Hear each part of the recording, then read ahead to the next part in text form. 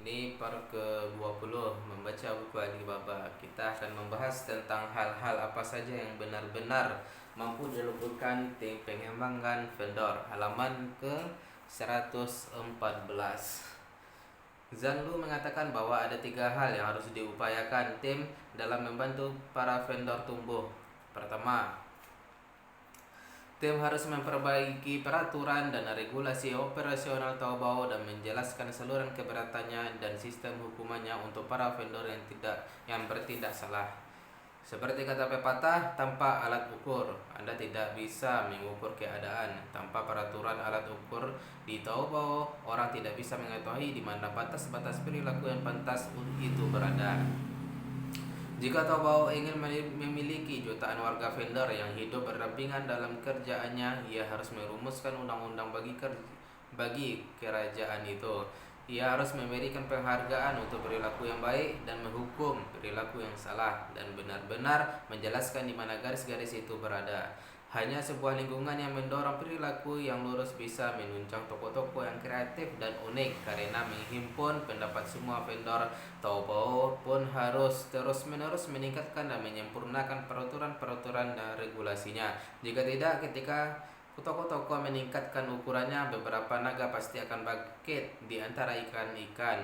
Taobao mempunyai jenis harimau menutup jalan untuk hal-hal seperti perang saingan harga di antara para vendor, juga menjaga mereka agar tetap berada di jalur sehubungan dengan perilaku curang. Sebagaimana dikatakan Viking dari Departemen Pengembangan Vendor, untuk mendapatkan lebih banyak pengunjung, beberapa toko kecil yang menjual pakaian perempuan menggabungkan merek-merek terkenal dengan merek mereka sendiri agar konsumen berpikir bahwa merek terkenal itu bekerja sama dengan merek mereka. Ketika konsumen menggunakan mesin pencarian untuk menemukan merek-merek itu, dia diarahkan secara keliru.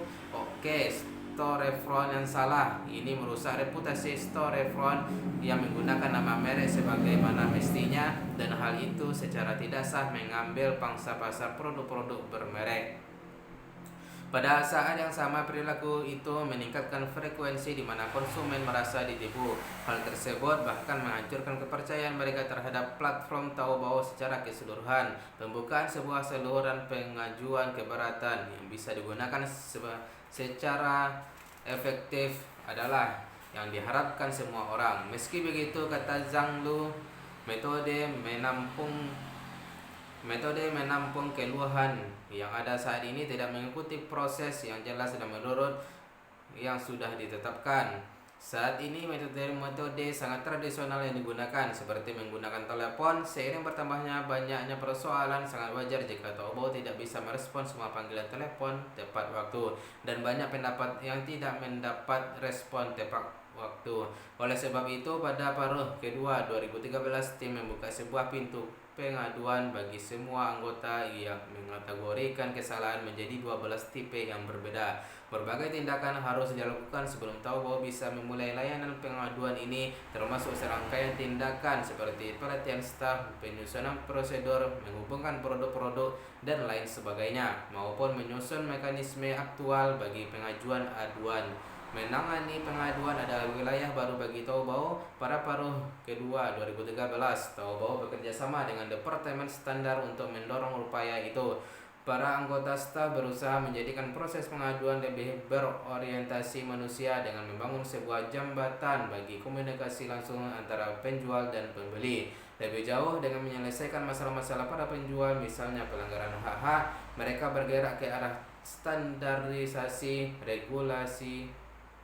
regularisasi platform Taobao, meningkatkan toko-toko tidak jujur, dan menekan perilaku kompetitif jahat dan anti pasar. Kedua, Zhang Lu mengatakan bahwa tim tersebut harus berupaya memastikan agar autentikasi para vendor adalah sebuah proses yang transparan dan menyeluruh. Autentikasi vendor adalah sesuatu yang diusulkan pertama kali pada tahun 2012. Ia dimulai dengan autentikasi tipe A Alipay. Setiap konsumen yang membayar sebuah transaksi melalui Alipay harus menggunakan nomor registrasi rumah tangga miliknya untuk menjamin autentikasi. Pada tahun 2012, Departemen Operasi Vendor melakukan autentikasi 100% vendor-vendor baru yang menurunkan perilaku curang dan menipu para vendor antara 60 dan 70%. Sekarang, ketika para vendor baru mendaftar untuk memasuki platform Taobao, mereka harus melewati mekanisme autentikasi terlebih dahulu. Mekanisme ini adalah sesuatu yang berkaitan erat dengan mematuhi peraturan dan regulasi platform, sehingga menerima itu mestinya sangat mudah. Meski begitu, para vendor jangka panjang di platform tidak dikenai persyaratan semacam itu, memperlakukan prosedur yang sama terhadap mereka dalam cara yang terlalu tergesa-gesa bisa menimbulkan perasaan negatif. Oleh karena itu, apa yang dilakukan Taobao adalah mengadopsi metode bertahap autentikasi berturut-turut. Selama wawancara dengan Zhang Lu, dia menyebutkan bahwa perusahaan mengharapkan autentikasi akan meliputi 60-80% vendor yang ada pada paruh kedua tahun 2013. Tahap selanjutnya adalah autentikasi vendor dan prosedur masuk pasar untuk kelompok-kelompok pasar TPB. Ketika 60-80% vendor TPC sudah diautentikasi, mereka bisa mendapatkan sertifikasi vendor TPB dengan mengikuti prosedur autentikasi TPB. Ketiga, tim harus menciptakan produk-produk yang memungkinkan melancarkan operasi para vendor. Produk-produk ini bisa meliputi aplikasi seperti daftar nama-nama putih, daftar nama-nama hitam, prosedur-prosedur vendor memasuki pasar, pengiriman informasi, dan lain sebagainya. Semua itu bisa dicangkokkan pada produk-produk manajemen Taobao. Zhang Lu mengemukakan bahwa departemen sedang mempertimbangkan 3 terobosan dan inovasi lain, di samping 3 sebelumnya pada tingkat yang lebih besar. Pada tingkat yang lebih dasar, pertama adalah mengundurkan kekakangan peraturan-peraturan tertentu. Ketika dagang L berkembang cukup besar selama beberapa tahun terakhir, platform Taobao melakukan banyak penambahan, penghapusan, dan pemolesan berbagai prosedur. Walaupun semua itu sudah dilakukan, pasar yang selalu berubah menghasilkan arus isu-isu baru yang harus diatasi dan tak berakhir. Untuk mengatasi isu-isu tersebut pada waktunya, peraturan dan regulasi yang baru ditambahkan tidak selalu sempurna atau belum melewati sebuah proses pengujian. Misalnya, iuran keanggotaan yang dibayar para anggota untuk didaftar sebagai vendor harus disesuaikan, dan diautentikasi vendor-vendor yang ada harus dituntaskan. Di samping segala macam tuntunan yang lebih ketat terhadap vendor-vendor baru, seiring waktu berlalu, beban berat akibat terlalu banyak peraturan dan regulasi mungkin menambah besar biaya para vendor, membuat mereka sama sekali kehilangan kepercayaan pada platform. Saat ini, tim bermaksud menyisir secara menyeluruh berbagai peraturan dan regulasi platform Taobao untuk membantu pertumbuhan vendor. Tim ini mengetahui apakah ada potensi untuk melonggarkan beberapa peraturan. Tim bermaksud melakukan apa saja yang mungkin dilakukan untuk menciptakan hubungan hangat antara platform dan vendor. Dengan memanfaatkan kabar baik ini, vendor bisa merasakan bahwa Taobao mempedulikan kesejahteraan mereka. Jumlah vendor baru meningkat tajam dalam 2 tahun terakhir, tetapi peningkatan ini disertai dengan peningkatan jumlah vendor dengan niat buruk. Standarisasi peraturan dan penjatuhan hukuman menjadi perhatian yang menjadi fokus utama Taobao sebagai langkah berikut. Berkenaan dengan sikap peduli maupun tegas terhadap vendor, tahun ini Taobao juga bermaksud melakukan sebuah eksperimen dengan vendor-vendor baru. Produk-produk daring akan diintegrasikan dengan pelatihan luring dengan tujuan memungkinkan para vendor yang baru masuk Taobao memahami jenis perusahaan apa platform Taobao itu. Mereka harus memahami peraturan dan regulasinya dan mempelajari sebagian keterampilan dasar operasional dan pemasaran agar mereka memperoleh bekal yang bermanfaat. Inovasi kedua adalah membuat terobosan-terobosan tertentu dalam saluran komunikasi dengan para vendor.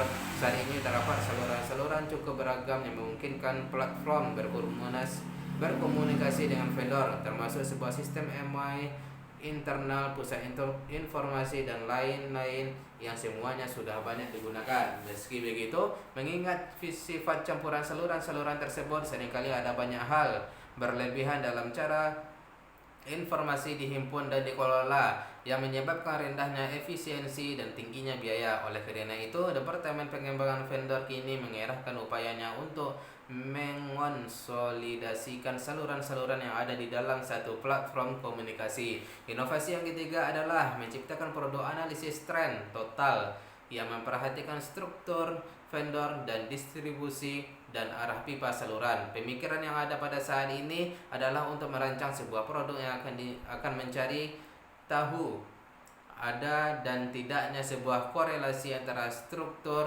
internal vendor-vendor Taobao dan menyesuaikan berbagai tren dalam lalu lintas. Ide ini sudah dibahas dengan grup intelijen perdagangan B1 dan grup pasar B1. Semua itu ketiga upaya dasar dan ketiga ide terobosan potensial adalah indikasi nilai-nilai inti Departemen Pengembangan Vendor. Karena tujuan Taobao adalah menjadi manajer hebat dengan profesionalisme tingkat tinggi, karena ia mengerahkan daya upayanya untuk membantu para vendor akar rumput menjadi inovatif. Ia harus menjadi inovator yang sukses terlebih dahulu. Sejauh ini ia sudah melakukan itu dan terus bekerja dalam prosesnya. Ini sangat memperhatikan setiap perubahan mikro yang berkaitan dengan vendor, memikirkan kemunduran dan rintangan yang dihadapi para vendor, dan gembira setiap kali mereka berinovasi dan berhasil. Taobao mendiami ruang yang sama dengan para vendor dan saling tergantung dengan mereka. Apakah tantangan terbesar bagi vendor yang sedang tumbuh? Departemen Pengembangan Vendor di lantai 7 Gedung Internasional Danau Barat selalu sibuk dan penuh orang setiap hari. Dari pagi sampai malam, orang bekerja seperti sebuah koloni lebah yang rajin. Sebagai sebuah departemen yang berhubungan paling erat dengan para vendor, ia juga merupakan departemen yang menghadapi tantangan. Zhang Lu mengatakan bahwa tantangan terbesarnya adalah memastikan agar orang-orang dari departemen-departemen yang berlainan berjuang bersama menuju tujuan yang sama. Situasi idealnya adalah memiliki keseimbangan antara tujuan-tujuan jangka pendek dan jangka panjang. Meski begitu, para anggota tim seiring merasakan kesan kuat ditarik ke satu arah. Kita adalah sebuah departemen tipe horizontal, artinya kita mempunyai hubungan literal dengan semua tim yang berbeda-beda dalam perusahaan, layanan konsumen, keamanan jaringan, kategori sektor, peraturan dan regulasi. Dalam departemen kami juga memiliki hubungan literal. Dengan demikian, kami berada dalam posisi sangat bagus untuk berkomunikasi secara efektif atas nama kebutuhan atau harapan orang lain. Kami bisa memahami poin-poin kunci yang dikemukakan orang lain dan menggabungkan isu-isu kunci departemen-departemen yang berlainan untuk menciptakan sebuah mesin yang mendorong maju jaringan sebagai satu kesatuan. Pada saat yang sama, tuntunan pada personel sangat tinggi sehubungan dengan kemampuan mereka untuk mengordinasikan komunikasi dan kapasitas mereka untuk mengorganisasi proyek. Tahun ini, departemen berharap melakukan pelatihan manajer proyek dan meningkatkan kapasitas para penyedia layanan konsumen daring Taobao. Bagi para penyedia layanan konsumen Taobao dalam Departemen Pengembangan Vendor, kesan pencapaian yang mereka dapatkan seringkali tidak sama seperti yang dirasakan para penyedia di departemen-departemen lain. Layanan-layanan yang mereka lakukan tidak memiliki dampak yang bisa dilihat langsung pada hasil akhir, seperti yang terjadi pada tipe-tipe proyek lain. Walaupun semuanya melakukan pekerjaan yang berkaitan dengan hal-hal fundamental dalam bisnis, seringkali mereka yang ada di Departemen Pengembangan Vendor merasa bahwa mereka tidak bisa menegakkan tiang dan benar-benar melihat bayangannya. Ini tidak bermaksud mengatakan bahwa ketika para penyedia layanan konsumen daring mengeluarkan sebuah laporan perang atau ketika sebuah isu mengenai suatu pengaduan dan hukuman atas pelanggaran peraturan diselesaikan sehubungan dengan kualitas, hal itu akan berpengaruh pada GMV. Sulit memprediksikan secara akurat vendor mana yang akan menghasilkan pengaruh yang paling menonjol. Oleh karena itu, kesan pencapaian dan daya motivasi para penyedia layanan konsumen daring mula-mula datang dari perubahan-perubahan para vendor di garis depan bisnis. Zalul mengatakan, saya memberikan tuntunan-tuntunan sangat spesifik bagi para anggota tim saya. Harapan saya adalah setiap orang, setiap bulan akan melakukan percakapan mendalam dengan seorang vendor, entah itu melalui telepon atau bertemu langsung. Salah satu aspek kunci cara kami mengelola vendor adalah kebutuhan untuk memiliki pemahaman yang sangat baik tentang mereka, mengetahui bagaimana mereka membuat kemajuan, apa yang mereka pikirkan. Dengan standar pada jenis manajemen sangat profesional ini, personel layanan konsumen daring tahu bahwa di departemen pengembangan vendor dan para vendor sendiri secara bertahap saling mendekatkan diri. Sampai di sini saja guys.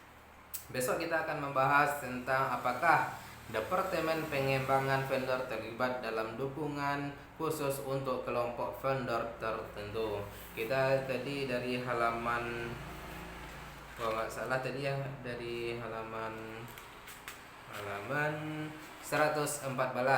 Sekarang besok kita akan membahas dimulai dari halaman 121. Sekian, bye bye.